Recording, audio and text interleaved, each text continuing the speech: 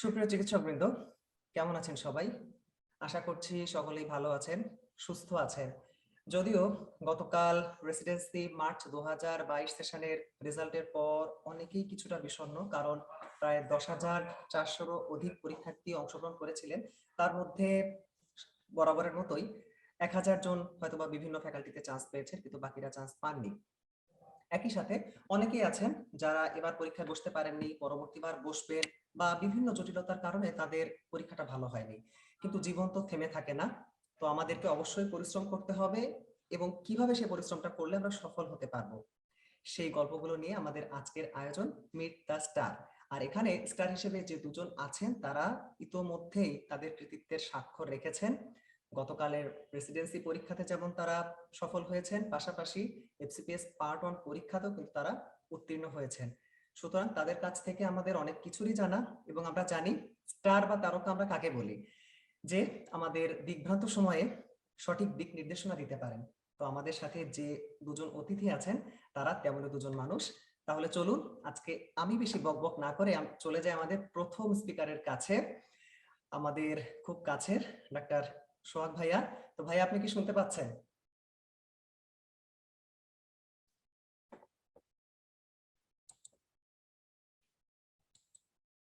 ভাইয়া kindly unmute করবেন। ওকে, শোনা যাচ্ছে?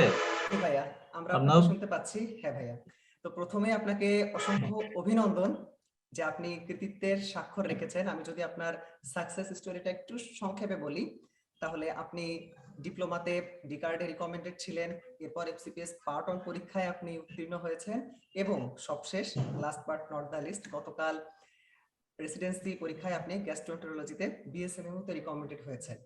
তো ভাই, আপনার কাছে যে বিষয়টি জানার, সেটা আমার না আমাদের সকলের, যে দর্শকেরা আছেন, যে এমবিবিএস কমপ্লিট করবার পর কিভাবে আপনি শুরু করলেন? কারণ এই পথটি অত্যন্ত বন্ধুর, আমরা চলার সময় দিক নির্দেশনা পাই না। তো আপনার এই চলাচলটা কেমন ছিল? Thank you Arnab. আসলে আমি প্রথমে নিউরন মেডিকেল একাডেমিকে ধন্যবাদ দিতে চাই আজকের এমন একটা জুম প্রোগ্রাম, সেখানে আমাকে আমন্ত্রণ জানানোর জন্য এবং আমার কিছু এক্সপিরিয়েন্স শেয়ার করার সুযোগ করে দেওয়ার জন্য। আমি আসলে আজকে গতকাল যে রেজাল্ট হয়েছে, এরপরে অনেকেই আসলে আপসেট আছে, যাদের মনের আশা পূরণ হয় নাই। আবার অনেকে আছে যাদের আকাঙ্ক্ষিত রেজাল্ট তারা পেয়েছে। তো আমার আজকের এই কথাগুলো তাদের জন্যই, যারা মানে তাদের আকাঙ্ক্ষিত সাবজেক্টে চান্স পায় নাই। অবশ্য সবাই চেষ্টা করছে। এর ভিতরে তো আমাদের এখানে আসলে সিট সংখ্যা খুবই লিমিটেড, সবাই চান্স পাবে না।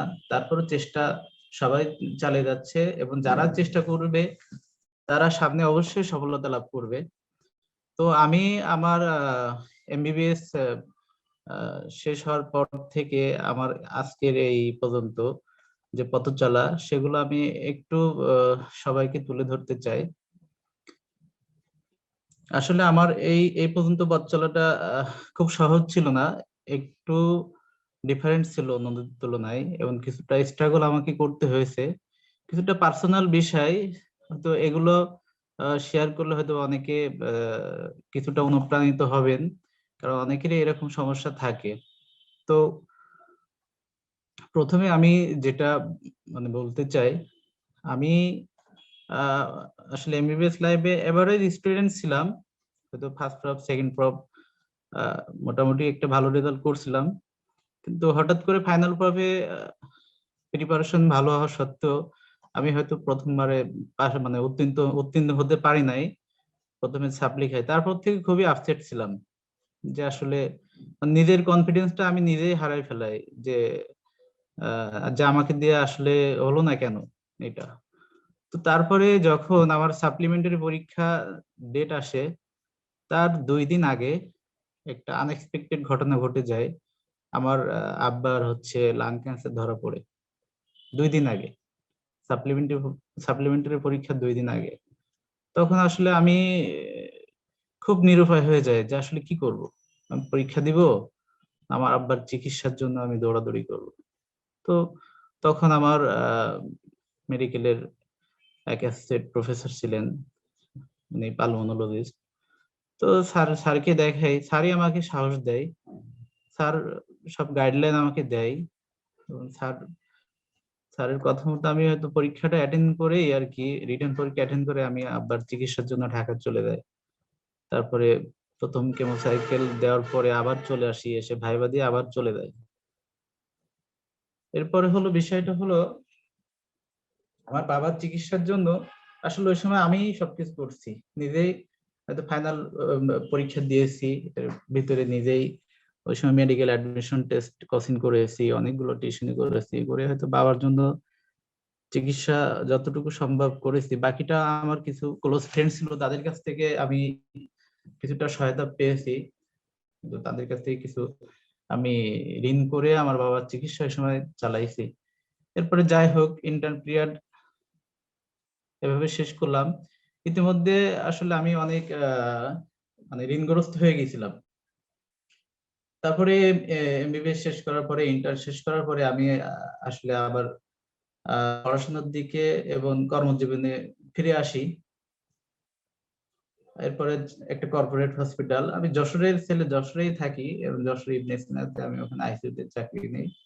এবং দেখেছে পাশাপাশি অন্য হসপিটালও মানে ডিউটি করি, কারণ আমার নিজের একটা হিউজ পরিমাণে একটা মানে ঋণ ছিল, যে সেটা আহ শোধ করা, প্লাস পাশাপাশি মানে ফ্যামিলিকে সাপোর্ট দেওয়া। ইতিমধ্যে ইন্টার্ন পিরিয়ডে দেখেছে আমি মানে বিয়ে করি, কারণ আমার মা একা ছিল, আর কেউ ছিল না। তো তারপর থেকে এভাবে সংসারটাও চালাইতে থাকি নিজেই আর কি, আমি একমাত্র আর্নিং পার্সন। এর ভিতর দিয়ে 39 বিসিএস এ আমি নন ক্যাডার হই, তখন না হতে কিছুটা আপসেট ছিলাম। তারপর আমি আসলে পড়াশোনা শুরু করি, এবং গত বছর যখন রেসিডেন্সি পরীক্ষা দেওয়ার সুযোগ পাই প্রথম, তার আগে আর কি নিজেই চেষ্টা করছিলাম যে নিজে নিজে পড়ে কতদূর কি করা যায়। হয়তো কিছু বই কিনেছিলাম, সেগুলো পড়ে নিজের চেষ্টা করছিলাম, কিন্তু আশানুরূপ ফলাফল অবশ্য পাই নাই। কারণ আমাদের এই পোস্ট গ্রাজুয়েশন সিস্টেমে আসলে কিছু গাইডলাইন দরকার হয়, সে গাইডলাইনটা আমি তখন পাই নাই। বলতে আসলে আমার সামর্থ্য ছিল না, এটা হলো বড় কথা, যে না এতগুলো টাকা পয়সা দিয়ে কোচিং করা, সেই সময় বের করা, প্লাস ঢাকায় যাতায়াত করা, এটা আমার জন্য অনেক কঠিন ছিল। আমি যশোরে ছিল, তো এখানে আমার জন্য সার্ভাইভ করা যতটা সহজ ছিল, ঢাকায় দিয়ে সার্ভাইভ করা অতটা সহজ ছিল না। তো যাই হোক, গত বছর আমি আমার সেই আসলে আকাঙ্ক্ষিত রেজাল্ট আমি পাই নাই। তো আমি লেগেছিলাম, আসলে আমি আমার পড়াশোনাটা আমি আমার ডিউটির ভিতরেই করছি। আমি যখন হসপিটালে ডিউটি করছি, আমার এই ছিল যে না আমার 8 ঘন্টা ডিউটি, আমি সবসময় একটা টার্গেট রাখছি যে 8 ঘন্টা 7 ঘন্টা ডিউটি আছে। আমার একটা টার্গেট ছিল যে না আমি 3-4 ঘন্টা পড়বই, তা যেভাবেই হোক। এভাবে আমি চেষ্টা করছি এবং সেভাবে দেখা যাচ্ছে আমি পড়াশোনাটাও করছি এর ভিতর দেই। ডিউটি টাইমে বেশি করছি, সেই ডিউটি টাইমটা আমি ওর ভিতরে পড়াশোনায় ইউটিলাইজ করছি। পাশাপাশি বাসায় পড়াশোনা, আসলে বাচ্চা হয়ে গেছে, সে সময় বাসায় একটু পড়াশোনাটাও কঠিন ছিল। তো যাই হোক, তারপরে আহ গত জানুয়ারিতে আমি ফার্স্ট এফসিপিএস পরীক্ষা অ্যাটেন্ড করি, এবং সে সময় ডেভিডসনটা আসলে নিজে পড়ে তো অত দূর আগানো যায় না, তো অন্যের বই নিয়ে আমি দাগাই দাগাই পড়ছি। এখন সেটা দিয়ে তো মানে একটু কঠিন। তো যাই হোক, গত জানুয়ারিতে আমি যখন এফসিপিএস পাঠান পরীক্ষায় উত্তীর্ণ হতে পারি নাই। তারপরে আমি আসলে আমার মেডিকেলের সিনিয়র ভাই, যার কথা না বললেই নয়, ডাক্তার শিয়াব ভাই, ওনার আসলে ওনার অবদান অস্বীকার করার কোনো উপায় নাই। তো ভাই স্বর্ণপূর্ণ হইলে ভাই কি করতে পারি, আমি তো চেষ্টা করছি, কিন্তু আমার তো গাইডলাইন দরকার, এখন কি করা যায়। তো ভাই আহ, তখন আমাকে বলে যে সোহাগ, আমরা তো একটা কোচিং রান করতেছি, এই আগামী মাস থেকে তো আমরা একটা ক্র্যাশ ব্যাচ করতেছি। তো তুমি তাহলে সেখানে জয়েন করতে পারো। এটা। তো ভাই আমাকে যখন এই সুযোগটা দেয় আমি আসলে কি বলবো যে মানে একটা আশা পাই যে না ঠিক আছে আমার তো ওইভাবে যে না হয়তো অন্য কোচিংয়ে ভর্তি হয়ে যে অনেক টাকা পয়সা দিয়ে মানে ওরকম সামর্থ্য নাই যে এগুলো করে ভর্তি হব। তো যাই হোক ভাইয়ের কথা মতো আমি আহ সিনাপস ওই নিউরানে হচ্ছে আমি অ্যাডমিট হই এবং মানে যেটা না বললেই নয় একেবারেই আহ ন্যূনতম একটা যেটা কন্ট্রিবিউট করা সেটুকু করে আমি মানে নিউরনে অ্যাডমিট হই। নিউরন আমাকে এই সুযোগটা দিয়েছে এজন্য আমি নিউরনের প্রতি আসলেই কৃতজ্ঞ। তো যাই হোক আমি যখন ক্র্যাশ ব্যাচে জয়েন করি আসলে নিউরনের প্রথম ব্যাচ ছিল ওইটা ডেভিডসন ক্র্যাশ ব্যাচ হলেও এটা আসলে ক্র্যাশ ব্যাচ না, এটা আমার কাছে মনে হয়েছিল এটা একটা কমপ্লিট প্রিপারেশন। ডেভিডসনের একটা কমপ্লিট প্রিপারেশন তারা আমাকে 3 মাসে দিয়েছে। এটা বলতে গেলে আমার টাইম সেভ হয়েছে, আমার পড়াটা গোছানো হয়েছে ওভারঅল। এবং নিউরনে যে সকল মেন্টররা ক্লাস নিয়েছে আসলে সবাই এক্সট্রাঅর্ডিনারি আমার কাছে যেটা মনে হয়েছে। তারা শর্ট টাইমের ভিতরে যেভাবে সবকিছু কভার করে দিয়েছে এটা আমার জন্য দরকার ছিল, কারণ শর্ট টাইমের ভিতরে আমার পড়াটা গোছানো অবশ্যই দরকার ছিল। না হলে গত আগস্টে যে এফসিপিএস পার্ট হলো এটাতে চান্স পাওয়া কঠিন ছিল। তো যাই হোক আমি সে সময় নিউরনের সাথে লেগেছিলাম। নিউরনে হয়তো তখন নিউরন নতুন পথ চলা শুরু করছে, তাদের সাথে লেগেছিলাম। তাদের যে সকল মেন্টর ছিল তারা খুবই ভালো। আরেকজনের কথা না বললে নাই, যখন প্রথম আমাকে মিনাজ ভাই ওনার কথা বলতে হয়, উনি পার্সোনালি আমাকে নক করলো যেরকম সোহাগ ভাই আপনার তো রেজাল্ট আমি দেখছি আপনার মার্কস ভালো হচ্ছে, আপনি চেষ্টা চালায় যান, আমার মনে হয় আপনার হবে। তবে এগুলোতে আমি আসলে আরেকটু ইন্সপায়ার্ড হই যে না আসলে আমি চেষ্টা করি। দেখ আমি তো যশোরেই ছিলাম, আসলে ঢাকায় যাওয়া হয় নাই। ঢাকায় দিয়ে যে কোথায় উঠবো কিভাবে থাকবো আসলে নিজের আর্নিং সোর্সটা কি হবে এই চিন্তা করে আর ঢাকায় যাই নাই। তো যাই হোক আমি ইতিমধ্যে যখন ইবনে সিনা আইসিইউতে চাকরি করি আসলে ওখানে একটু কর্পোরেট হসপিটাল কিছুটা প্রেসার হয়ে যায়, কারণ কিন্তু আমার আবার দরকার ছিল, কারণ আমার ফ্যামিলি সাপোর্ট প্লাস আমার প্রিভিয়াস যে লোন ছিল কিছু সেগুলো আহ, মানে শোধ করার জন্য আমার চাকরিটা দরকার ছিল। তো যখনই আমি দেখলাম যে না আমার লোনটা মোটামুটি একটা শেষের পর্যায়ে, তখন আমি ইবনে সিনার চাকরিটা ছেড়ে দিলাম, দিয়ে আমি একটা অন্য একটা হসপিটালে পার্ট টাইম ডিউটি আর কি রোস্টার ডিউটি করা শুরু করলাম। সেখানে পড়াশোনার একটু সুযোগ ছিল যে না আমি ডিউটির মধ্যেই পড়তাম, হয়তো হয়তো 6 ঘন্টা ডিউটি ছিল 3 ঘন্টা পড়তাম। তো এভাবে আমার একটা এভারেজ ছিল যে না আমি 8-10 ঘন্টা বাসায় সবকিছু মিলে পড়ার চেষ্টা করতাম, কিন্তু পড়াটা ফলো রাখতাম।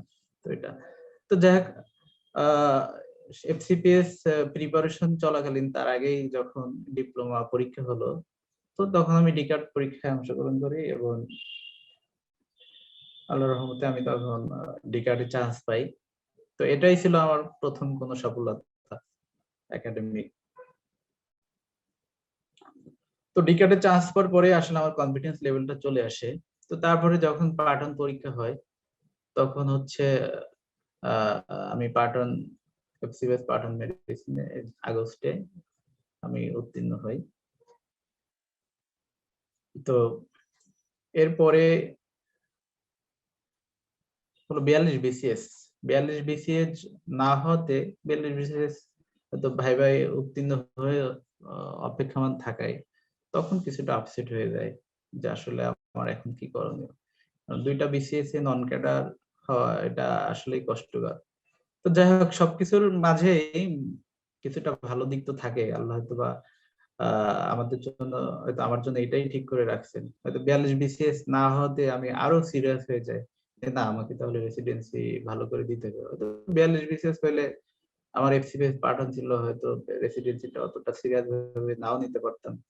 তো তো 42 বিসিএস না হতে আমি রেসিডেন্সিটাকে খুব ভালোভাবে নিই, যে আরো চেষ্টা করি। তো আমি আলাদা করে আর কোনো কোচিংয়ে ভর্তি হই নাই। তখন আমি নিউরানকে ফলো করছি, এবং মিনহাজ ভাই ছিল, তার কাছ থেকে কিছুটা পরামর্শ নিয়েছি। উনি কিছুটা আমাকে পরামর্শ দিয়েছিল যে এভাবে আপনি এ করেন আর নিউরনে পরীক্ষা দেন। তো আমি নিউরনে কিছু পরীক্ষা দিয়েছি, ওখানকে কিছু মডেল টেস্ট দিয়েছি, মক টেস্ট দিয়েছি। এবং আরেকটা বিষয় না বললে, নিউরনের যে 30 ডেজ প্রোগ্রাম ছিল রেসিডেন্সির আগে, এটা আসলে অনেক হেল্পফুল। আমি হয়তো আমার রুটিন ছিল, সেই রুটিন মতো আমি পড়ার চেষ্টা করছি। তার পাশাপাশি আমি কিছু সময় রাখছি সবসময়, প্রতিদিন, যে নিউরন মেডিকেল একাডেমিতে 30 ডেজ প্রোগ্রাম ছিল, আমি প্রতিদিন সেটা পড়ার চেষ্টা করছি। হয়তো আমি অন্য সাবজেক্ট পড়ছি, কিন্তু আমি তাদের সেই কোশ্চেন গুলা, তাদের যে টপিকস গুলো, আমি স্ক্রিনশট দিয়ে রাখছি। যখন আমি রেসপেক্টেড সাবজেক্ট পড়ছি, তখন আমি সেই টপিকস গুলো দেখছি, সেইগুলোতে পরীক্ষা দিয়ে আমি আবার দেখছি, নিজেকে যাচাই করে দেখছি যে না আসলে কেমন মার্কস পাচ্ছি।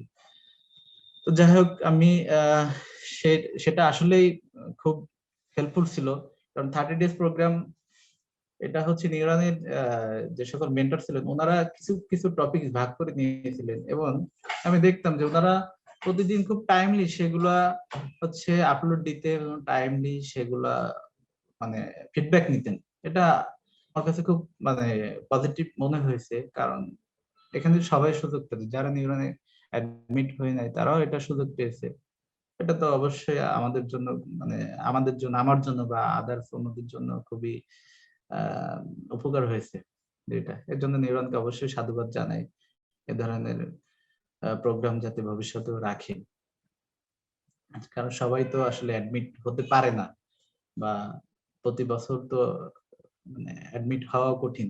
কারণ আমাদের যারা আমরা ইন্টার্নশিপ পরে যারা আমরা মেডিকেল অফিসার হিসেবে, ডিউটি ডক্টর হিসেবে বিভিন্ন হসপিটালে জব করি, আসলে তো কিছুটা আর্থিক সংকট থাকেই।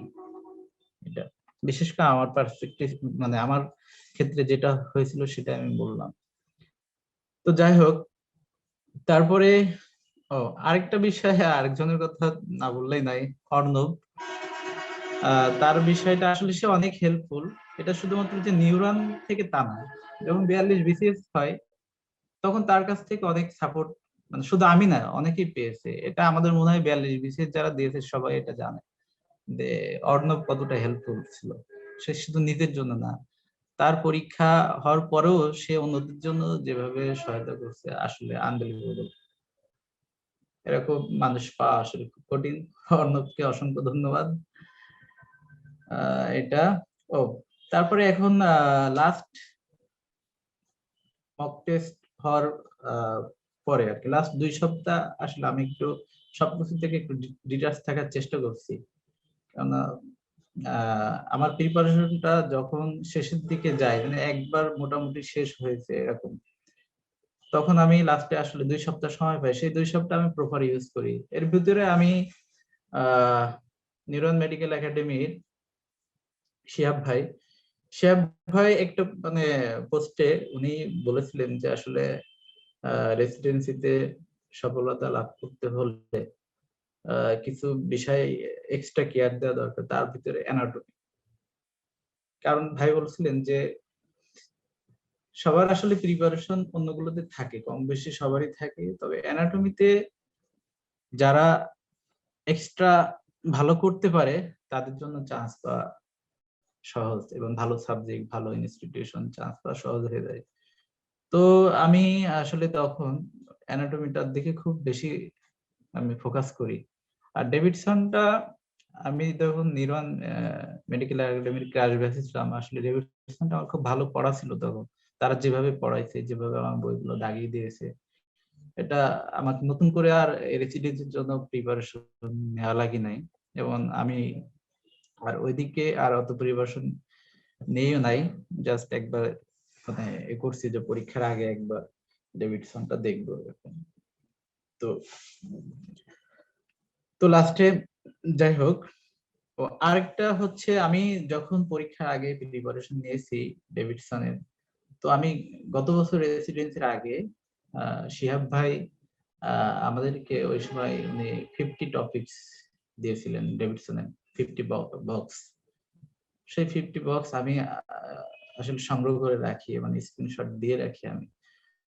এবং এই বছর হচ্ছে হাসান আল মামুন ভাই উনিও কিছু ডেভিডসনের খুবই ইম্পর্টেন্ট সং যেগুলো আসলে রেসিডেন্সিতে খুবই প্রয়োজন, খুবই ইম্পর্টেন্ট, সেই বক্স গুলো উনি দেন এবং সেগুলো আমি সংগ্রহ করে রাখি। কারণ আমরা এফসিপিএস এ যখন পড়ি মানে তখন তো আসলে অনেক কিছু পড়া লাগে, অনেক যেগুলো সবকিছুই রেসিডেন্সি দরকার হয় না। তো রেসিডেন্সিতে আসলে ডেভিডসনের কোনগুলো দরকার হয় এগুলো আমার অত বেশি ধারণা ছিল না। তো আমি মূলত হচ্ছে শিহাব ভাইয়ের টপিক গুলো দেখে এবং হাসান আল মামুন ভাইয়ের টপিক গুলো দেখে আমি একটা ধারণা পাই এবং সেগুলো আমি পরীক্ষার আগে জাস্ট সেগুলো একটু আরেকটু হাইলাইটস করি এটা। তো যাই হোক, তো আমার এই যে সফলতা বলতে আসলে কি, সফলতার মানদণ্ড তো অনেক, তা আল্লাহ আমাকে এই সুযোগটা দিয়েছে যেটা, তা আমি যতটুকু এক্সপেক্ট করছিলাম তার থেকে আল্লাহ আমাকে বেশি দিয়েছে। তো এটার পিছনে নিরন মেডিকেল একাডেমির আসলে মানে যদি ফার্স্ট ক্রেডিট যাই তাহলে গোস টু নিউরন। আমি আসলে নিউরনের প্রতি চিরকৃতজ্ঞ, কারণ নিউরন আমাকে আর্থিক সাপোর্ট দিয়েছে, আমাকে মেন্টাল সাপোর্ট দিয়েছে। আমি আমার first academic coaching neuron, first বলতে গেলে লাস্ট, হয়তো অন্য কোচিংয়ে আমি দু একটা মডেল টেস্ট দিয়েছি, মক টেস্ট দিয়েছি, কিন্তু আমার মানে বেসিক এবং first coaching neuron medical academy.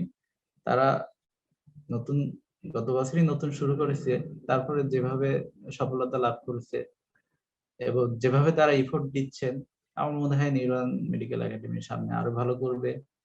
এবং সবারই উচিত যে নিউরন মেডিকেল একাডেমির পাশে থাকা।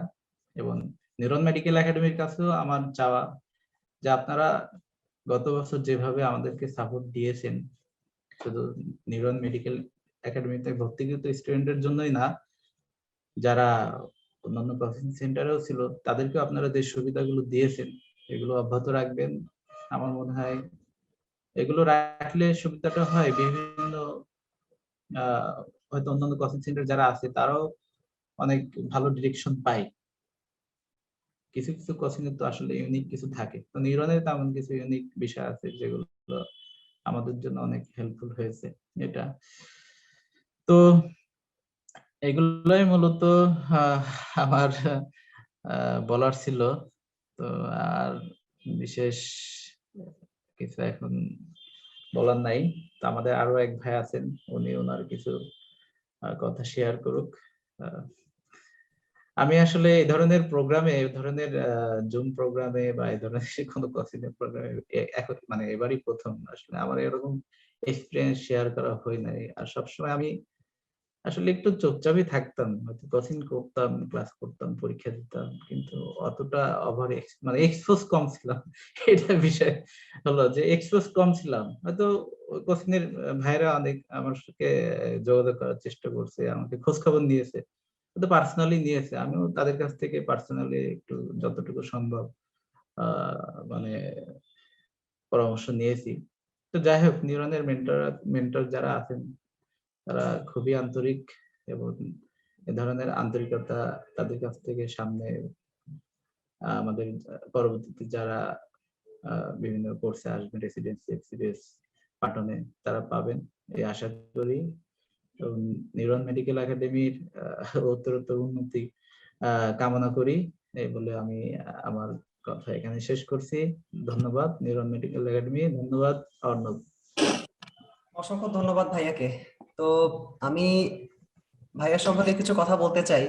আসলে আমরা আজকে আমাদের প্রোগ্রামের নাম দিয়েছিলাম যে মিট দ্য স্টার। তো স্টার তো তিনি, যিনি তারকা খ্যাতি পাওয়ার পরও তিনি পরিবর্তিত হন না। তো ভাইয়ার কথায় যে বিনয়, আমি নিজেই গর্বিত। আমি মনে করি যে আজ যারা লাইভটি দেখছেন, এবং এটা অবশ্যই আমাদের নিউরন মেডিকেল একাডেমির পেজে সেভ থাকবে, সকলেই দেখতে পারবেন, আমি নিজে অনেক কিছু শিখেছি। এবং আমি ব্যক্তিগতভাবে আমি মনে করছি যে আমি ধন্য যে ভাইয়ের সাথে আমি যে প্রোগ্রামটা করতে পারলাম, কারণ তার এই যে লাইফ স্ট্রাগল, এত সংগ্রাম তাকে করে এই পর্যন্ত আসতে হয়েছে, এটা কিন্তু জীবনে খুব কম মানুষেরই দেখতে হয়। আমাদের সকলেরই একটা সমস্যা আছে, আমরা খুব অল্পেতেই ডিপ্রেসড হয়ে যাই। এই যে গতকাল পরীক্ষা দিয়েছি, অনেকেই দেখেছি যে এবারই প্রথম পার্টিসিপেট করেছেন, তারা চান্স পাননি, তাদের মধ্যে একটা ডিপ্রেশন চলে আসছে, কেন হচ্ছে না কেন হচ্ছে না। কিন্তু আমার মনে হয় যে আপনারা যদি সোহাগ ভাইয়ার এই টোটাল জার্নিটা দেখেন, তিনি কিভাবে পরিশ্রম করেছেন। তিনি একটা কথা বললেন যে 8 ঘন্টা ডিউটি করতেন, সেখানেও তিনি 1 ঘন্টা সময় রাখতেন যে তাকে পড়াশোনা করতে হবে। অনেকেই ডিউটি করেন বা অনেক লাইফে অনেক স্ট্রেসের মধ্যে থাকেন, তিনি ফ্যামিলি মেনটেন করেছেন, বাট তারপরও দেখেন যে তিনি লাইফে কিন্তু দেখিয়েছেন যে আপনি যদি মন থেকে একটা বিষয় চান তাহলে অবশ্যই ভবিষ্যতে আপনি সফলতা লাভ করতে পারবেন। আর আমি নিউরন মেডিকেল একাডেমির একটা ছোট অংশ ছিলাম, তারপরও আমি আজ ধন্য মনে করছি যে ভাইয়ের সাথে আমি যে সেশনটা করতে পারলাম এবং তার মতো মানুষের সাথে আমার যে পরিচয় হলো, এবং এরকম একটা প্ল্যাটফর্মের মাধ্যমে। কারণ ভাইয়া ছিলেন, কিন্তু ভাইয়ের সাথে আমারও খুব বেশি কথাবার্তা হয়নি, ভাইয়া একটু ইন্ট্রোভার্ট মানুষ। ভাইয়া আপনাকে অসংখ্য ধন্যবাদ, আপনি যে ব্যস্ততার মধ্যেও সময় দিলেন এবং আপনার এক্সপিরিয়েন্সটা শেয়ার করলেন। আমি বিশ্বাস করি যারা লাইভটা দেখছেন তাদের অনেক কিছু শেখার আছে আজকের সেশনটা থেকে। তো অসংখ্য ধন্যবাদ ভাইয়া। তো এরপর আমি চলে যাচ্ছি আমাদের পরবর্তী স্পিকারের কাছে, তিনিও আরেকজন মানুষ, আমার খুব কাছের একজন বড় ভাই, ডাক্তার মোহাম্মদ হামিদুর রহমান ভাইয়া। তো তার সাফল্যের স্টোরি যদি আমি একটু সংক্ষেপে শুরু করি, তিনিও কিন্তু সেপ্টেম্বরে এফসিপিএস পার্ট 1 পরীক্ষায় উত্তীর্ণ হয়েছেন এবং এরপর গতকাল রেসিডেন্সিতে তিনি এমডিতে নেফ্রোলজির মতো একটি ইম্পর্টেন্ট সাবজেক্টে তিনি উত্তীর্ণ হয়েছেন। তো প্রথমে ভাইয়াকে অসংখ্য অভিনন্দন আমাদের সকলের পক্ষ থেকে। আর ভাইয়ার কাছেও আমি একই প্রশ্নটি রাখছি যে আপনার টোটাল জার্নিটা, আপনি এমবিবিএস কমপ্লিট করবার পর থেকে এই যে গতকাল এই দিনটি, আপনি যদি আমাদের সকলের সাথে শেয়ার করেন, যারা দেখছেন আমি বিশ্বাস করি তারা সকলে অনুপ্রাণিত হবেন। ধন্যবাদ অর্ণব। কথা শোনা যাচ্ছে না আমার? জি ভাইয়া, শুনতে পাচ্ছি আমরা। ধন্যবাদ। আসলে প্রথমেই আসলে নিউরন মেডিকেল একাডেমিকে একটা শুভেচ্ছা এবং অনেক বেশি অভিনন্দন। আর মানে আমাকে কিছু বলার মতো সুযোগ যে করে দেওয়া হলো, তার জন্য আসলে একটা কি বলবো, ধন্যবাদ। যে আসলে এরকম মানে আমি তো মানুষটা আসলে অনেক কি বলবো, ছোটখাটো লেভেলের মানুষ, সে ভাইয়া জায়গায় এত বড় একটা জায়গায়, এত ভাইয়া বড় একটা এটা জায়গায় আপনার বিনয়, এটা আপনার মানে বিনয় এত আসলে। বড় জায়গায় কথা বলার সুযোগ পাচ্ছি, এটার জন্য আসলে এটা ভালো আপনার লাগতেছে। এটা বিনয় হলো ভাইয়া, আমরা আমরা আসলে ব্যাপারটা। কৃতজ্ঞ যে আপনারা সময় দিয়েছেন এবং এই সেশনটা শেয়ার করছেন, আপনারা সকলে যুক্ত হয়েছেন। সকলে উপকৃত হবে ভাইয়া। ইনশাআল্লাহ চেষ্টা করি। আহ আহ, যদি তুমি যেটা বললা যে যদি আমার অনুভূতি শেয়ার করি অথবা মানে টোটাল জার্নিটা বলি, তাহলে প্রথমে যেটা বিষয় যে আমি তো এমবিবিএস পাশ করার পরে আহ, ঢাকায় আসছি তো অনেক আগেই। ঢাকায় এসে তো আসলে যেটা হয় যে সবাই একটু দিকভ্রান্ত থাকে, সেইভাবেই আসলে কিছুটা সময় চলে গেছে। তারপরেও কোচিং থেকে শুরু করে সবকিছু তো শুরু করছিলাম। আর কোচিং প্লাস যেটা হয় যে আসলে আমাদের এই ঢাকায় আসার পরে যারা ঢাকায় স্ট্রাগল করি তাদের স্ট্রাগলের ধরনটা একটু আলাদা হয় আর কি। যেমন সোহাগ ভাইয়ের কথাটা শুনলাম, ভালো লাগলো, ভাইয়ের কথা শুনলে আসলে ভালো লাগলো। এবং মানে মানুষ যে এত কষ্ট করে, এত পরিশ্রম করে, এত স্ট্রাগল করে এত দূর আসে, এবং আল্লাহ যে মানে আসলেই স্ট্রাগলের যে একটা ইয়া দেয়, পুরস্কার দেয়, এটা আসলে ভাইয়ের কথা শুনে ভালো লাগলো। তো ভাই যেটা বললো, ভাই তো ঢাকায় মানে আসতে পারে নাই যে কোনো একটা কারণে, বিভিন্ন কারণে আর কি। তো আমি ঢাকায় এসে স্ট্রাগলটা আরেকটা ধরনের হয়েছে আর কি। তো সেটাই আসলে যে ফ্যামিলি সাপোর্ট প্লাস নিজের আর্থিক সাপোর্ট, সব জন্য আসলে সবাইকে মোটামুটি জব প্লাস কিছু না কিছু করা লাগে আর কি আর্নিং সোর্সের জন্য। যেহেতু ইন্টার্ন শেষ হয়ে গেলে নিজে একটা মানে নিজের আর্নিং সোর্সের দায়িত্ব পড়ে যায় নিজের পড়ে, সেটা তো ছিলই। প্লাস ফ্যামিলি ছিল, ম্যারিড ছিলাম, সব মিলে আর কি, সেটা তো ছিলই। তো আসলে যদি জার্নিটা বলি, স্ট্রাগল আসলে কম বেশি মোটামুটি আমার কাছে মনে হয় যে যারা পোস্ট গ্রাজুয়েশন চান্স পায় আর যারা হয়তো যারা অনেকেই পায় না, তাদের স্ট্রাগল হয়তো বা কম বেশি কাছাকাছি, দেখা গেলো 19-20 হইতে পারে, কিন্তু সবাই স্ট্রাগল করে। যেমন গতকালকে পরীক্ষা দিছে অনেক 10,000-এর বেশি আর কি, কিন্তু চান্স তো পাইছে অল্প। দেখা যাবে যে এর মধ্যে অনেকেই ছিল মানে অনেক বেশি পরিশ্রম, অনেক বেশি স্ট্রাগল করেই পরীক্ষা অ্যাটেন্ড করছে, কিন্তু তারপরেও হয় নাই। তো স্ট্রাগলের কাহিনী বা স্ট্রাগলের জার্নি যেটা বলা যায় সেটা মোটামুটি সেম। তো যদি আমার জায়গা থেকে বলি, তো স্ট্রাগল বলার আগে আমি 2-4টা কথা বলে নি, সেটা মনে হয় ভালো হয়, মানে সবচেয়ে সুবিধা হয় আমার জন্য। যে আসলে গতকালকে রেজাল্টটা, মানে আমি যখন রেজাল্টটা পাইলাম আর কি, মানে আমি রেজাল্টটা আমি নিজে দেখি নাই, আমার ওয়াইফ দেখছে, আমার ওয়াইফ দেখে আমাকে ইয়াতে পাঠাইছে, স্ক্রিনশটটা পাঠাইছে। আমি একটা কাজে ব্যস্ত ছিলাম, তো স্ক্রিনশটটা দেখে আমি প্রথমে মানে মানে বিশ্বাস করতে পারি নাই যেটা আমার রেজাল্ট আর কি। তো পরে আবার দেখলাম না, রোল নাম্বারটা ঠিকই আছে, আমার রোল, নাম তো আমারই, রোলও আমারটা ঠিক আছে। তো পরে অনেকক্ষণ মানে কিছুক্ষণ আগে ইয়া হলো যে আসলে কিনা আমার, দেখা গেল পরে আবার ভুল হলো যে আমার না। তো পরীক্ষা আল্লাহর রহমতে আলহামদুলিল্লাহ মানে একদম খারাপ দিছি তা না, ভালোই দিছিলাম, কিন্তু এক্সপেকটেশন অনুযায়ী হয় না, কারণ আমি আরেকটু ভালো দিতে পারতাম এরকম মনে হয়েছিল আর কি পরীক্ষাটা।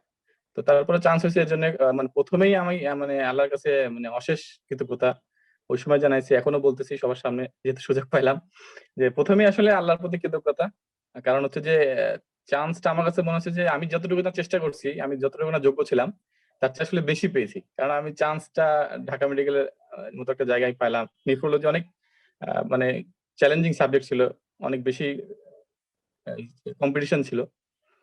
তো সেজন্য আল্লাহর প্রতি অশেষ কৃতজ্ঞতা সবসময়, আমি আলহামদুলিল্লাহ সবসময় বলি। এজন্য কালকেও থেকেই আলহামদুলিল্লাহ বলতেছি আর কি, এখন পর্যন্ত আলহামদুলিল্লাহ, যখনই মনে হচ্ছে রেজাল্টের কথা তখনই আলহামদুলিল্লাহ বলতেছি। তো এটা একটা ব্যাপার। দ্বিতীয় কথা হলো যে আসলে রেজাল্ট কিন্তু দেখা গেলো যে আমার রেজাল্ট দেখা গেলো, রেজাল্ট শিটে নাম আসছে হামিদুর রহমান, কিন্তু আসলে কিন্তু রেজাল্ট কিন্তু আমার একার না। কারণ আমি জানি, আমি দেখছি যে আমার রেজাল্ট বলতে কিন্তু পুরা মানে আমি যদি আমার রেজাল্টটা অ্যানালাইসিস করি, তাহলে আমি দেখবো আমার অংশটুকু যতটুকু না, তার চেয়ে কিন্তু অনেক মানুষের অবদান অনেক বেশি, তাদের রেজাল্টটা বেশি আর কি। যেমন হচ্ছে যে আমি যদি প্রথম থেকে বলি, তাহলে আমার ফ্যামিলি, মানে আমার মানে প্রত্যেকটা মানুষের সফলতার পেছনেই তার ফ্যামিলি কিন্তু বিশাল একটা অবদান থাকে আর কি। যেমন সোহাগ ভাইয়ের যেমন তার ফ্যামিলি কথাটা বলছে, যেভাবে হোক টুকটাক ভাবে বলছে, তো সবার ফ্যামিলি কিন্তু একইভাবে তাকে সাপোর্ট। ফ্যামিলি সাপোর্ট ছাড়া এই পোস্ট গ্রাজুয়েশনের এই জার্নিতে এই চান্স পাওয়া বা টিকে থাকা খুবই কঠিন, মানে প্রায় অসম্ভব। অনেককে দেখা যায় যে তাদের ফ্যামিলি সাপোর্ট না থাকার কারণে কিন্তু দেখা গেল অনেক ভালো পরিশ্রম করতেছে, কিন্তু দেখা গেল শেষ মুহূর্তে যে অনেক সময় হয় না। তো আমার ক্ষেত্রে যেটা বলবো, আমার ফ্যামিলি আমাকে মানে প্রচুর পরিমাণ সাপোর্ট দিছে আলহামদুলিল্লাহ। মানে এটা মানে ভাষায় প্রকাশ করার মতো না, কারণ এটা আসলে নিজের অনুভূতি, তো এটা আসলে বলাটাই মুশকিল, টাফ। তো তারপরেও আমি আসলে আমার ফ্যামিলির প্রতি অনেক বেশি পরিমাণে কি বলবো এটাকে মানে কৃতজ্ঞ আর কি। কারণ আমার ফ্যামিলির বিষয় যে বলতে গেলে হচ্ছে আমার বাবা, মানে সবসময় আমার বাবা এরকম মানুষ যে মানে আমি যদি বলি যে আমার এটা পড়াশোনা করা লাগবে, এটা করা লাগবে, ওগুলো করো, কোনো সমস্যা নেই। তো মানে এই জায়গাটা মানে বাবা থেকে শুরু করে সবাই আর কি, আমার বাবা, তারপর হচ্ছে আহ আমার ওয়াইফ, মানে লাস্ট কয়েকটা মাস, এই লাস্ট কয়েকটা মাস যে আমার মানে যে কোন পরিমাণ সাপোর্ট পাইছি আমি আমার পরিবারের কাছ থেকে, এটা আসলে একদম আনবিলিভেবল। আমার এই জার্নিটা মানে যতটা না এখন মানে মনে হচ্ছে যে তার চান্স পেয়ে গেছি, কিন্তু এই জার্নিটা আসলে অনেক বেশি কঠিন ছিল যদি এই পরিবার সাপোর্টটা না পাইতাম। তো আমি আসলে সেকেন্ডলি হচ্ছে আমার পরিবার, বাবা বাবা বা তারপর হচ্ছে যে আমার বাবা, আমার ওয়াইফ, তারপর হচ্ছে যে আমার পরিবার সব মেম্বার আর কি, সবার প্রতি আমি অনেক বেশি কৃতজ্ঞ। এটা ছাড়া আসলে সম্ভব ছিল না। আচ্ছা, তারপরে যদি বলি আসলে সোহাগ ভাই অলরেডি যেটা বলে গেছেন যে আসলে পোস্ট গ্রাজুয়েশনটা আমাদের কাছে মনে হয় যে না, চান্স পাওয়াটা কঠিন না, আবার অনেকের কাছে মনে হয় যে অনেক কঠিন। এই জায়গার মাঝখানে যে অংশটা থাকে, মানে যে কঠিন না কঠিন, এবং আসলে এই কঠিনটাকে সহজ করবো কিভাবে, বা সহজ সেটাকে আমি কঠিন বানাচ্ছি কিনা, এই যে একটা কি বলবো কনফিউশন একটা জায়গা থাকে, এই জায়গাতেই আসলে মূল রোল প্লে করে সিনিয়র ভাইরা। তো এখন যেটা আমাদের এখানে অনেক বেশি একটা সুন্দর একটা প্ল্যাটফর্ম দাঁড়ায় গেছে, যে কোচিং গুলা, পোস্ট গ্রাজুয়েশন আগে তো এত কোচিং ছিল না, বা এত দিক নির্দেশনা, এত সুন্দর স্পেস ছিল না আমাদের। কিন্তু এই কোচিং তারপরে হচ্ছে সবচেয়ে বড় ভূমিকা পালন করে কোচিং, কারণ হচ্ছে যে গাইডেন্স ছাড়া এবং হচ্ছে যে একটা সঠিক ওয়েতে, যে এই ওয়েতে গেলে এবং এই জিনিসগুলো পড়লে, কারণ আসলে পোস্ট গ্রাজুয়েশনের তো কোনো সিলেবাস নাই, এটা মানে ছোটখাটো একটা সিলেবাস থাকে, একটা ফরম্যাট থাকে আর কি, কিন্তু অন্য সিলেবাস তো নাই যে তোমার এই জায়গাটা থেকে এই 10টা জিনিস পড়লে এখান থেকে 5টা প্রশ্ন আসবে। যেমন এমবিবিএস আমরা পড়তাম যে অ্যানাটমির এই যে হার্ট পড়লে হার্টের এই টোটাল থেকে এই কটা প্রশ্ন আসবে, আমরা এই কটা প্রশ্ন অ্যান্সার করতাম। পোস্ট গ্রাজুয়েশন কিন্তু এরকম না যে হার্ট থেকে পড়লে হার্ট থেকে 5টা প্রশ্ন আসবে, লাংস থেকে 5টা আসবে, এরকম না। তো এই জায়গাটাই আসলে মানে কোন জায়গায় কোনটা পড়লে অথবা কোন কতটুকু এফোর্ট দিলে এবং কোন জায়গা থেকে প্রশ্ন সলভ করলে কোন জায়গা থেকে প্রশ্ন আসে, সেই জায়গাগুলো ধরায় দেওয়া, এবং সেখানে সেটাই রোল প্লে করে আসলে কোচিং প্লাস বড় ভাইয়েরা। তো সেই জায়গায় আমি মানে একটা বিশাল কৃতজ্ঞতা জ্ঞাপন করি, এবং কৃতজ্ঞ আসলে হচ্ছে নিউরন মেডিকেল একাডেমির উপরে।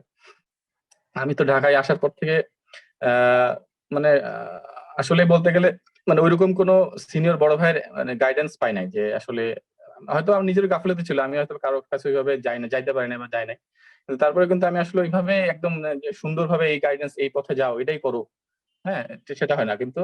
তো তারপরেও আসলে নিজে নিজেই বিভিন্ন জায়গায় গেছি, বিভিন্ন কোচিং করছি, অনেক কোচিংই করছি, টুকটাক যা যা মনে হয়েছে যে এই জায়গায় করলে ভালো হবে, এই জায়গায় করলে কিছু লাভ করা যাবে, সেটাই করছি আর কি।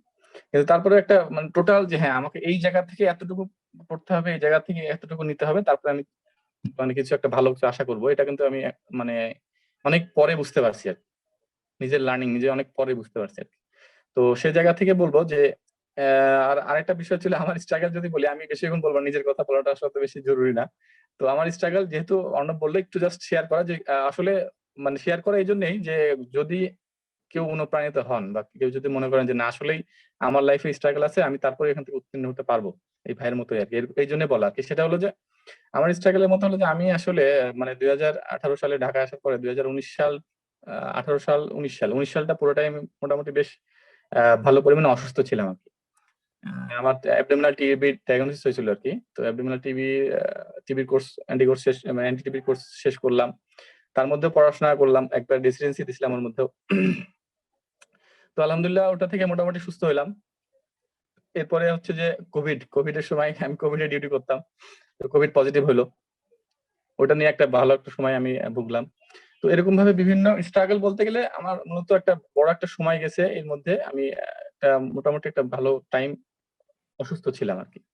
তো তারপরে যেটা হয় যে অসুস্থ থাকলে, অসুস্থতার পরে তো দেখা যায় যে যে সময় অসুস্থ ছিলাম এরপরে মানে কাজ আদায় করতে হয় আর কি, যেটা যে ওই যে বাদ থাকে এই জিনিসগুলা দেখা গেলো ওই আর্থিক প্লাস ফ্যামিলি সাপোর্ট দেওয়া, এই সবগুলা পরে আবার বেশি বেশি করতে হয়। তো এই জন্য এই সময়টা এই স্ট্রাগলটা আমার জন্য একটা কঠিন ছিল, যে অসুস্থ থাকা প্লাস হচ্ছে যে মেডিকেল অফিসার হিসেবে চাকরি করে, জব করে, সেটা থেকে সাপোর্ট দেওয়া, সেটা নেওয়া এবং সেখান থেকে পড়াশোনা করা, চালিয়ে যাওয়া একটা বড় একটা মানে।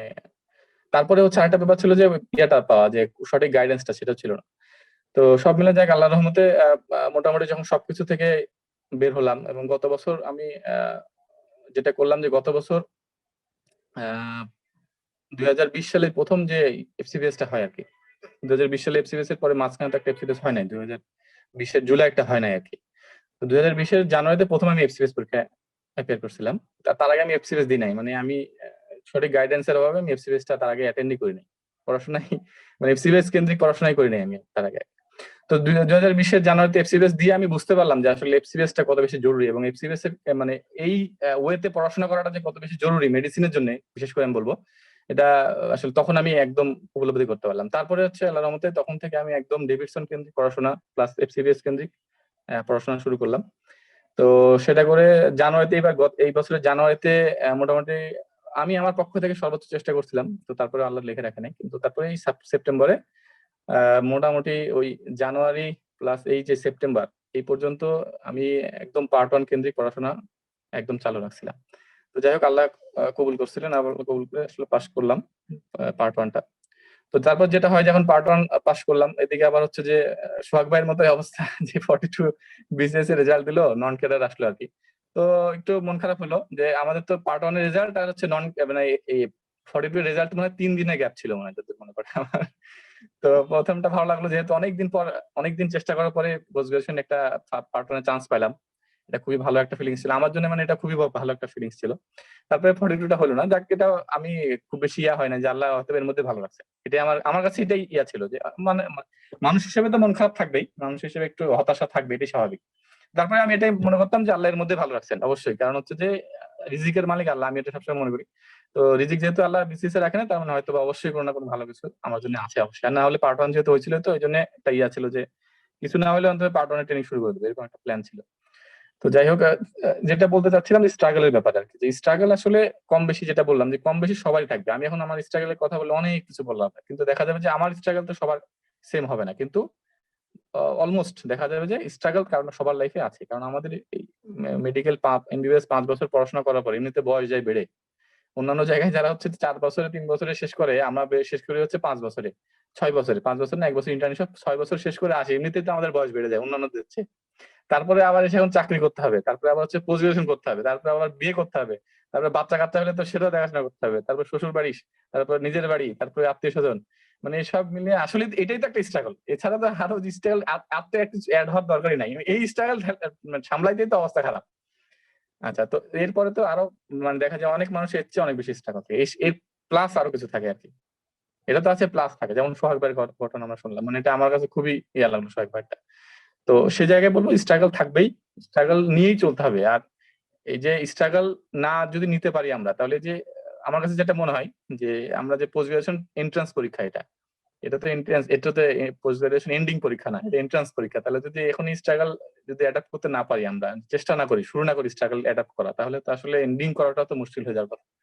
তো এই জায়গায় আমি একটা কথা বলবো যে স্ট্রাগল থাকবেই, স্ট্রাগল আছেই, কারণ আমাদের ডাক্তারের লাইফটাই স্ট্রাগল, এই জন্যই ডাক্তারদের সম্মান এত বেশি। যদি স্ট্রাগল বেশি না থাকতো তাহলে এত সম্মান পাওয়া যেত না।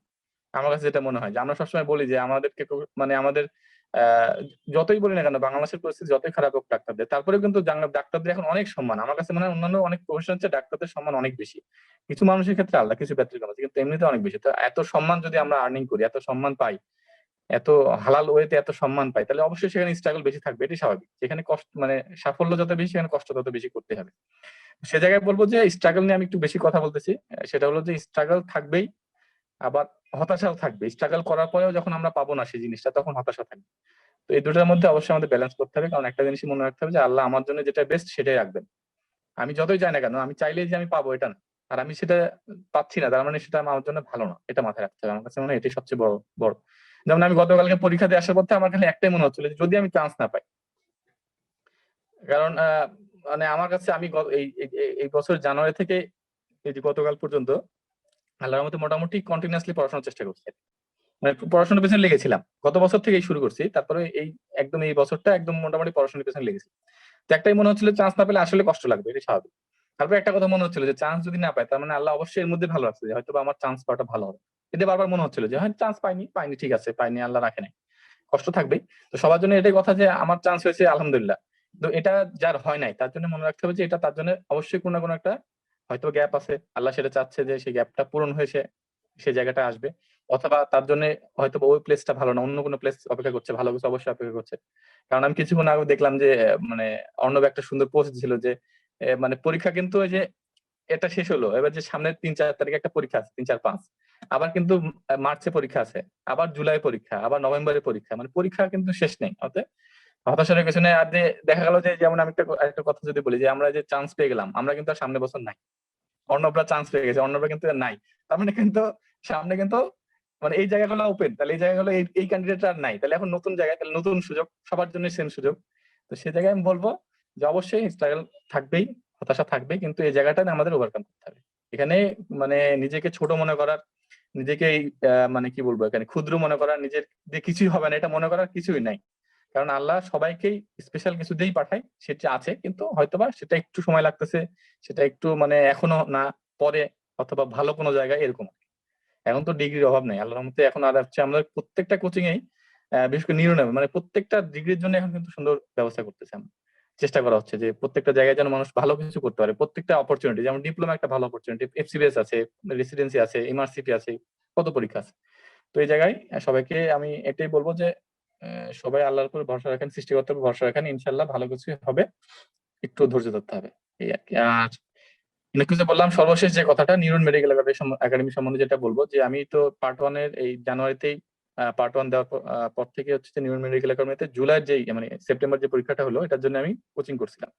তো আমার কোচিং এর পেছনে যদি বলি, আব্দুল্লাহ রায়ান ভাইয়ের কথা বলতে হয়, যে ভাইকে প্রথমে নক করলাম যে ভাই পরীক্ষা দিব, কারণ হচ্ছে যে ওই যে যেটা হয় যে আসলে ঢাকায় থাকতে থাকতে পরীক্ষা দিতে দিতে আসলে যে মানে জমাকৃত পুঞ্জীকৃত আর্থিক যে অবস্থা, সেটা আসলে মানে খুব বাজে অবস্থা হয়ে যায় আর কি। হ্যাঁ, ঢাকাতে থাকাই একটা কস্টিং এর ব্যাপার। তো সে জায়গায় এখন হচ্ছে যে আমি যদি অন্য কোচিং এর যে অবস্থা, তাতে দেখলাম যে আসলে আমার দ্বারা সম্ভব না ওইভাবে মানে কন্টিনিউ করা। প্লাস আসলে তো মানে আর্থিক ব্যাপারটাই সব না, মানে মূল ব্যাপারটা হলো যে এখানে নিউরন মেডিকেল একাডেমি আমার কাছে আপন, মানে খুব আপন লাগে, কারণ হচ্ছে সবাই পরিচিত মুখ। আমি যদি নাম বলা শুরু করি সবাই দেখা যাবে আমার পরিচিত, মানে এমন পরিচিত না যে ফেস নোন তা না, মানে খুব ভালো পরিচিত, খুব আপন, মানে আপন ভাই, বড় ভাইয়ের মতো আর কি। বড় ভাই এরকম আর কি, আমার সব আমার একদম ক্লোজ বড় ভাই আর কি। তো সে জায়গাটা থেকে নিজের মতো করে বলা যায়। তো সে জায়গায় আমি একটু ইয়া করে নক করলাম রায়ান ভাইকে, যে ভাই আসলে পরীক্ষা দিতে যাচ্ছি। হ্যাঁ দাও, কোনো সমস্যা নেই। তো পরে পার্ট 1 এর পরীক্ষার ব্যাচে যুক্ত হলাম, কারণ আমার যেহেতু হচ্ছে যে ডেভিডসনটা গোছানো ছিল, এটা একটা ইয়ে ছিল, কারণ জানুয়ারির পরীক্ষাটা আমি ডেভিডসন গুছিয়ে রাখছিলাম আগেই। তো আমার যেহেতু আর ক্লাস করা দরকার ছিল না, আমি চাচ্ছিলাম যে আমি শুধু পরীক্ষাটা অ্যাটেন্ড করব। তো মক টেস্ট দিলাম, পরীক্ষা দিলাম। ওই যে আমার নিউরনের খুব সুন্দর কিছু জিনিস ছিল যে ওরা ভাইরা হচ্ছে যে সাবজেক্ট ওয়াইজ পরীক্ষা নিয়েছিলেন আর কি সেপ্টেম্বরে। এটা আমার জন্য খুবই উপকারী ছিল, কারণ আমি চাচ্ছিলাম শর্ট টাইমের মধ্যে এমন একটা পরীক্ষা দেওয়া যেখানে হচ্ছে আমার সাবজেক্ট গুলাও হবে। সাবজেক্ট বলতে হচ্ছে যে ডেভিডসনের চ্যাপ্টার ওয়াইজ পরীক্ষা হবে, বড় বড় চ্যাপ্টার ওয়াইজ পরীক্ষা হবে, প্লাস মক টেস্টও থাকবে। কিন্তু অন্যান্য অনেক জায়গাতে শুধু মক টেস্ট নিয়ে ছেড়ে দেয় পার্ট 1 এর জন্য। পার্ট 1 এর জন্য খুব বেশি এফোর্ট দিতে চায় না, অনেক কোচিং এ দেখছে যে পার্ট 1 নিজে নিজে পড়ে জাস্ট মক টেস্ট দেওয়া। কিন্তু আসলে শুধু মক টেস্ট দিলেই হয় না, কারণ হচ্ছে অনেক চ্যাপ্টারে অনেক বিষয় থাকে যেগুলো পরীক্ষা দিলে বোঝা যায়। তো সেটা আমার খুবই উপকার হয়েছিল এবং এটা খুবই ইউনিক লাগছে আমার কাছে, কোনো কোচিং আমি এটা পাইনি। আমি তখন অনেক কোচিং এ দেখছিলাম যে আসলে কি অবস্থা দেখি। তো এটা আমার কাছে খুবই কাজে দিছিল এবং হচ্ছে যে মোটামুটি আমি ওই পরীক্ষাগুলো দিছিলাম, মক টেস্ট দিছিলাম লাস্টে যতটুকু ইয়া হয়। তো যাক, আল্লাহর রহমতে ওই সময় ভালো রেজাল্ট হলো এবং ওই সময় আমার নিউরন একাডেমি মানে এই জিনিসগুলা ইউনিক যে বিষয়গুলা, প্লাস হলো যে আমি যেটা মানে না বললেই না, সেটা হলো যে মিনহাজ আর অর্ণব, এদের জন্য কথা বলতে হয়, কারণ এদের মানে ফেসবুকের যে ক্লাসগুলো আমি দেখতাম আমার কাছে খুবই ভালো লাগতো। কারণ অনেক টপিকস নিয়ে তারা এত সুন্দরভাবে মানে জিনিসগুলো রিপ্রেজেন্ট করতো এবং মানে এত সুন্দর করে বলে দিত যে ওই জিনিসগুলো খুব সুন্দর মাথায় থাকতো। তো পার্ট 1টা এটা জন্য আমার কাছে খুবই হেল্পফুল হয়েছিল এবং পার্ট 1 এ আমি খুব ভালো ইয়ে পাইছিলাম, কি বলবো এটাকে, সাপোর্ট একটা পাইছিলাম নিউরনের পক্ষ থেকে। জন্য নিউরনের প্রতি আসলে কৃতজ্ঞতা। তখন আমি নিউরন আমার শর্ট একটা সেলিব্রেশন প্রোগ্রাম ছিল, ওখানে অলরেডি বলছি। আর রেসিডেন্সির ব্যাপারে যেটা বলবো, যে নিউরনের আমার কাছে সবচেয়ে যেটা মানে আশ্চর্য লাগছে আর কি এবং ভালো লাগছে, সেটা যে ওই এফসিবিএস পার্ট 1 যারা আমরা চান্স পেলাম, নিউরন এই ঘোষণা দিল যে তারা আমরা চাইলে আমরা রেসিডেন্সিতে কোচিং করতে পারবো উইথাউট এনি কিছু দেওয়া না, মানে যদি প্রবলেম থাকে আমরা কিছু না ইয়ে করে করতে পারবো এরকম। তো এটা আমার কাছে মানে খুবই আমি এই জিনিসটা মানে শোনার পরে, আমি যখন ঘোষণাটা শুনছি, শোনার পরে আমি মনে করছি যে এটা মানে শুনছি, আমি বুঝতে পারি নাই মানে প্রথমে মানে বিষয়টাকে আমি বুঝতে পারিনি। পরে আমি ভাবলাম যে যাক, এটা তো আসলে খুবই ভালো, কারণ আমার জন্য এটা খুবই দরকারি ছিল। আর এমন না যে এরকম হয় কি, মানে আমি একটু একটু বলি, সেটা হলো যে এরকম হয় যে এরকম অনেক সময় যে না এটা আমরা ফ্রি দিচ্ছি কেন কি, এটা জিনিসটা খুব বেশি ভালো না, এরকম না। কিন্তু এই বিষয়টা কিন্তু এরকম না। নিউরনের যে ক্লাস এবং নিউরনের যে কোশ্চিন, আমি কোশ্চিনের পরীক্ষা দিছি, আমি এমনি বলতেছি না, আমি এক্সাম ব্যাচের পরীক্ষা দিছি। তো আমার মানে এটা কোনো মতে এরকম না যে তুমি চাইলা তোমাকে দিয়ে দিলাম, এরকম না একটা বিষয়। ভাইয়েরা মনে করছে যে এটা আমাদেরকে দিলে আমাদের জন্য অনেক বেশি সাপোর্ট হবে আমাদের জন্য, প্লাস আমরা এটা থেকে অনেক বেশি উপকার পাবো, এই জন্যই জাস্ট এটা দিয়ে দিয়েছেন আমাদের। এবং আমার কাছে এটা খুবই মানে এটা মানে মানে এটার বিষয়ে আমি নিউরনের প্রতি এটাকে কৃতজ্ঞতা দিয়ে শেষ করা যাবে না আসলে এই জিনিসটার প্রতি, কারণ এটা আমার জন্য খুবই দরকারি ছিল। আমি চাচ্ছিলাম যে আমি আমি এর আগে কখনো রেসিডেন্সির ফুল এক্সাম দিই নাই আর কি, মানে টপিক ওয়াইজ এক্সাম আমি দিই নাই, মানে আগের বছরগুলোতে। তো এবার আমার টার্গেট ছিল এটাই, যে করে হোক আমি পরীক্ষা দেবো, পড়া হোক অল্প যাই হোক পরীক্ষা দেবো আমি। এবং আমার যে প্ল্যান ছিল যে আমি পড়েই পরীক্ষা দেবো, যতগুলো পরীক্ষা দেবো পড়ে পরীক্ষা দেবো। তো আল্লাহর মধ্যে এই এক্সাম ব্যাচটাতে আমি প্রথম থেকে ছিলাম, আমি পরীক্ষা দেওয়া শুরু করলাম এবং পড়লাম। তো যাক আলহামদুলিল্লাহ, এর মধ্যে আবার একটু ছোট অ্যাক্সিডেন্ট হয়ে গেল আমার, এই জন্য একটু আমি কিছুদিন আমি প্রিপারেশন নিতে পারি নাই, পড়তে চাইলেও পড়তে পারতাম না। হঠাৎ করে আমার মাথায় একটু আঘাত লাগছিল, মোটামুটি 15-20 দিনের মতো আমি বেশ অসুস্থ ছিলাম আর কি। মানে মাথায় বেশ আঘাত লাগছিল, ব্যথা ছিল অনেক বেশি আর কি। তো এই জন্য আমার প্রিপারেশন এই মাঝে মানে পার্ট 1 দেওয়ার পরে মোটামুটি 20 দিন থেকে 25 দিনের মতো আমি পড়াশোনা তেমন একটা করতেই পারিনি আসলে এইটার কারণে। তো তারপরে আমার কাছে খুবই ইয়া লাগতেছিল যে এই যে পড়তে পারলাম না, এখন যে অবস্থা, পরীক্ষা ডেট তো আসলে তখন বোঝা যাচ্ছিল না। তখন খুবই একটা ইয়ার মধ্যে ছিলাম যে এবার মনে হয় রেসিডেন্সিটা মিস হয়ে যাবে, এরকম মনে হচ্ছিল। তো তারপরে যাক, আমি আল্লাহর উপর ভরসা রাখছি যে আল্লাহ যখনই ডেট দিবে আমি তখনই বসে যাবো, যেভাবে পড়াশোনার টেবিলে এখন যতটুকু ইয়া হোক না কেন। তো তারপরে আল্লাহর রহমতে ডেট দিল এবং তখন শুরু করে দিলাম আল্লাহর রহমতে একদম মানে ফুল, যে যাই হোক না কেন নিউরনের পরীক্ষাগুলো অ্যাটেন্ড করবো, প্লাস যদি কোনো কোচিং এ মক দিতে পারি দিলাম, প্লাস নিউরনটা তো আছে। তো যাক আলহামদুলিল্লাহ, সেটা শেষ পর্যন্ত একদম ফুল পড়াশোনা করলাম, পরীক্ষা দিলাম। এবং আমার কাছে নিউরনের যেটা সবচেয়ে আরো শেষের দিকে ভালো লাগছে, সেটা হলো যে লাস্টের যে একদম শেষের 1 সপ্তাহ আগে মনে হয় থেকে হচ্ছে যে কনফিউশন যে টপিকস গুলা নিয়ে একটা ছোট ছোট ভিডিও মানে নিউরন একাডেমির পক্ষ থেকে যেগুলো দেওয়া হলো, এগুলো খুবই মানে এটা খুবই ইফেক্টিভ হয়েছে আমার জন্য। এবং হচ্ছে যে আমি মানে কিছু জিনিস নিয়ে, যেমন হচ্ছে যে আমি উদাহরণ দিয়ে যদি বলি একদম মানে ইয়ে করে, যে নিওনেটাল ট্রান্সপ্লাসেন্টাল ট্রান্সমিশন, তারপর কনজেনিটাল ইনফেকশন, এই টপিক্সটা মানে কত যে হেল্পফুল হয়েছে এটা আমি মানে ইয়ে করতে, কারণ হচ্ছে যে যদিও এখান থেকে প্রশ্ন আসে না, কিন্তু তারপরে কিন্তু এই জিনিসটা আমার কাছে একটু কনফিউশন ছিল। তারপরে হচ্ছে যে লাস্টে যেটা বলো মিনহাজের যে ক্লাসটা ছিল ইয়ার হচ্ছে ভ্যাকসিনের, কোভিড এর যে ক্লাসটা ছিল, কোভিড ভ্যাকসিন দিয়ে কিন্তু একটা প্রশ্ন আসছে। তো মিনহাজের এই ক্লাসটা আমার জন্য খুবই ইফেক্টিভ হয়েছে। মানে এরকম কিছু জিনিস ছিল যেটা আসলে ইউনিক এবং যেটা খুবই ইফেক্টিভ, অল্প সময় হলেও এটা খুবই ইফেক্টিভ। আমি কিন্তু ওই কোভিড প্লাস করোনা ভাইরাস থেকে আমি যতটুকু পড়ছি, যতটুকু জানলাম সেটা তো আলাদা কথা, যতটুকু পড়ছি সেটা কিন্তু কোভিড মিনহাজের ক্লাস থেকে পড়ছি আর কি। তো এটা আসলে মিনহাজের প্রতি এক্সট্রা কৃতজ্ঞতা আমার এই জন্য। মিনহাজের সাথে আমার এখনো দেখা হয় নাই, দেখা হবে ইনশাল্লাহ আশা করি। আর অর্ণবের ক্লাসও আমি করছি, খুব ভালো লাগে। অর্ণব মিনহাজের দুজনের ক্লাস, মানে এদের দুজনের কথা আলাদাভাবে বলি আমি সবসময়, সবাইকেই বলি আর কি। এখন সুযোগ পেলাম লাইভে কিছু বলার, তো জন্য বললাম। আর নিরনের যদি আর ভাইয়ের কথা বলি, আমি হচ্ছে হাসান আমান ভাইয়ের কথা বলি, যে হাসান আমান ভাই হচ্ছে আমার মেডিকেলের আমার বড় ভাই আর কি।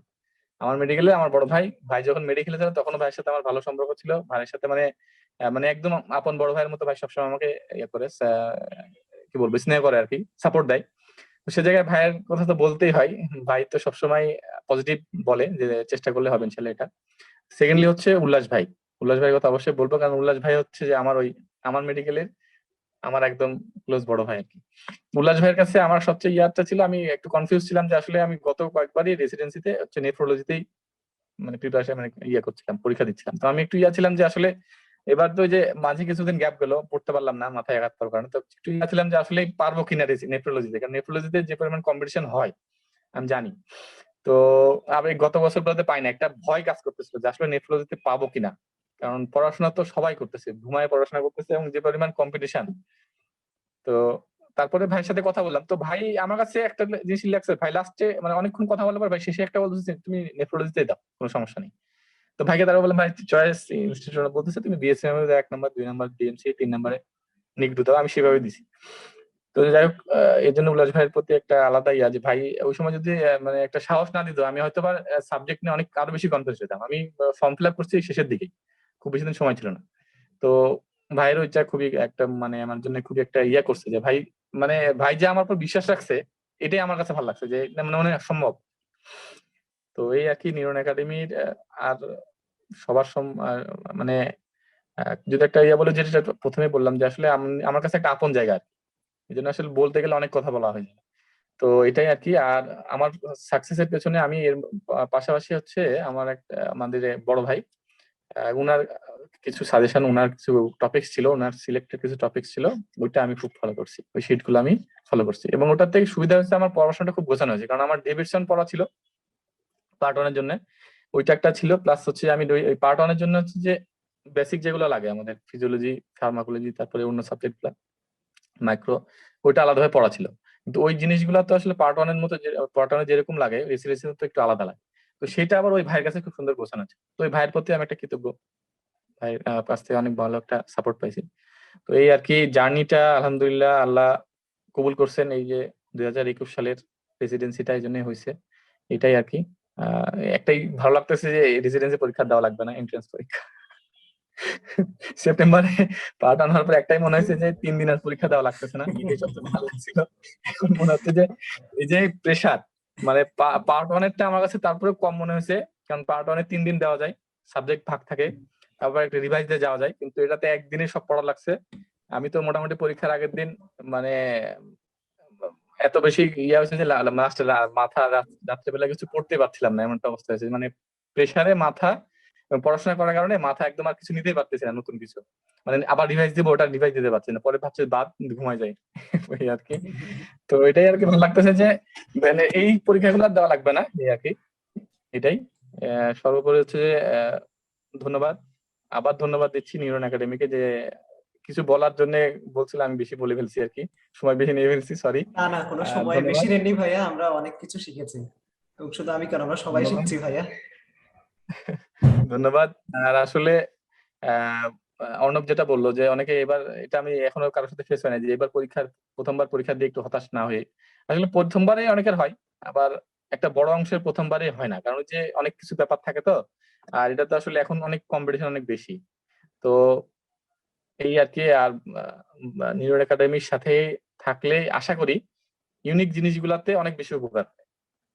আমি একটা কথাই সবসময় বলি, যদি কেউ আমার কাছে পরামর্শ চাই, পরামর্শ না চাইলে পরামর্শ তো দিই না। কারণ হচ্ছে যে পরামর্শ দেওয়া অনেক সহজ, পরামর্শ দিতে ভালো লাগে, পরামর্শ শুনতে খুব বিরক্ত লাগে। আর পরামর্শ ওই মানে বেশি দিলে আবার ওটা মানে ঘেটে যায় বিষয়টা। তো আমার কাছে যদি কেউ পরামর্শ চায়, আমি একটা কথা বলি যে যেখানে সুযোগ পাওয়া যাবে, যেখানে ভালো লাগবে, যেখানে যা হবে, এটা লেগে থাকতে হবে। লস তো নাই, লাভ হোক আর না, লস তো নাই, আমার কথা লস তো নাই। তো আমি একটাই কথা বলবো যে আপনারা যারা যদি লাইভে এখন কেউ শুনে থাকেন, শুনেন, যারা সামনের পরীক্ষা প্রিপারেশন নিবেন, একটাই কথা হলো যে আপনারা নিউরন একাডেমির সাথে লেগে থাকেন, লস হবে না ইনশাল্লাহ। কারণ আমার কোনো লস হয় নাই, বরং লাভ হয়েছে। আপনার যদি লাভও না হয়, মানে লস হবে না, এটা গ্যারান্টেড। যদি লস না হয়, যদি কিছু লাভ হয়, যেমন আমি বললাম যে আমার রেসিডেন্সিতে কি কি লাভ হয়েছে, এটা নিউরন ছাড়া কিন্তু আমার পরীক্ষা হলে আমি কনফিউশন নিয়েই যাইতাম। যেমন মানে কনজেনিটাল ইনফেকশন যে ব্যাপারটা বললাম, ওই টপিক্সটা, ওটা কনফিউশন নিয়ে যেতাম। যদি প্রশ্ন আসতো হয়তো অ্যান্সার করে আসতাম, কিন্তু দেখা গেলো ফুল মার্কসটা পাইতাম না।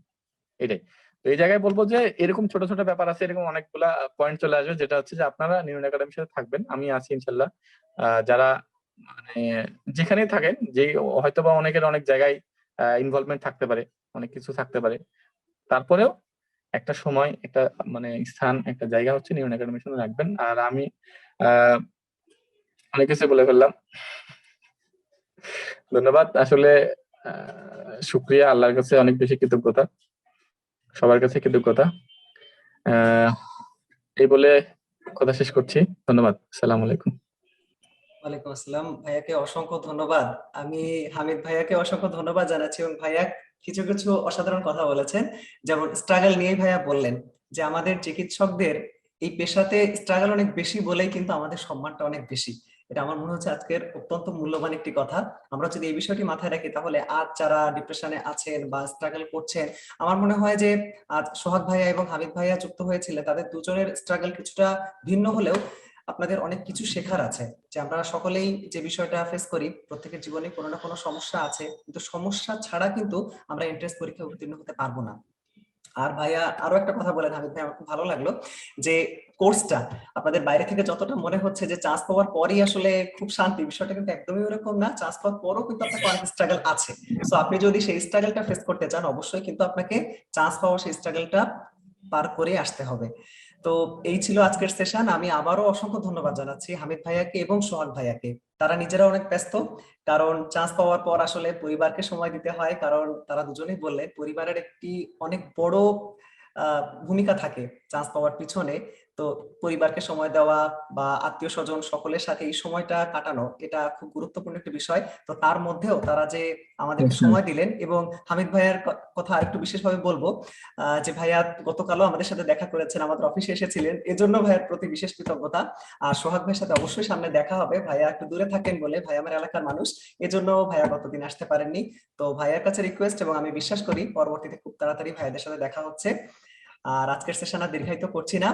অনেকেই দেখেছেন ভাইয়া লাইভে, অনেকে যুক্ত ছিলেন, এবং এটা তো রেকর্ডেড থাকবে, পরবর্তীতে সকলেই শুনবেন। আমি আবারও সোহাগ ভাইয়া এবং হামিদ ভাইয়ের উপর অসংখ্য কৃতজ্ঞতা জ্ঞাপন করে আজকের সেশন এখানে শেষ করছি। আর সবাই ভালো থাকবেন, সুস্থ থাকবেন, আর নিউরন মেডিকেল একাডেমির সাথেই থাকবেন। ধন্যবাদ সবাইকে।